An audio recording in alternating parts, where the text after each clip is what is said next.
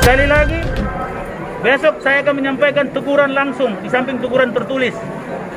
Kalau surat edaran itu tidak indahkan, saya bisa saja menutup mal ini. Kita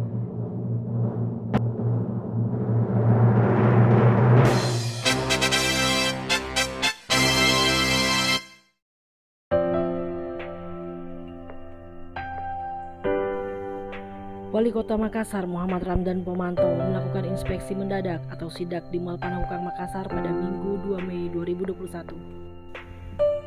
Sidak yang dilakukan Dani Pomanto terkait penerapan disiplin protokol kesehatan atau prokes di pusat perbelanjaan terbesar di Makassar itu menjelang Hari Raya Idul Fitri 1442 Hijriah yang akan jatuh pada 13 Mei 2021 mendatang.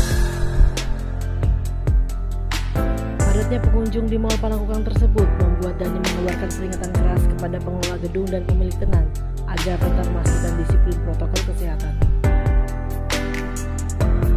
Menurut Dani, peningkatan ekonomi di tengah pandemi COVID-19 memang penting, tapi yang lebih penting adalah memastikan bahwa masyarakat tetap patuh terhadap disiplin prokes dan menghindari kerumunan untuk mencegah kembali meluasnya wabah COVID-19 khususnya di Kota Makassar. Dani mengkalkulasi dari 670 unit jumlah tenan yang ada di Mall Panakukang tersebut, seharusnya jumlah pengunjung yang berada di dalam mall hanya kisaran 3.000-an orang. Dani meminta agar pengelola juga memperketat dan mengaktifkan perhitungan jumlah pengunjung di pintu masuk mall. Dani juga menggaransikan bahwa jika pihak pengelola tidak mengindahkan aturan prokes, maka sanksi berupa penutupan mall akan dikenakan pada mall tersebut.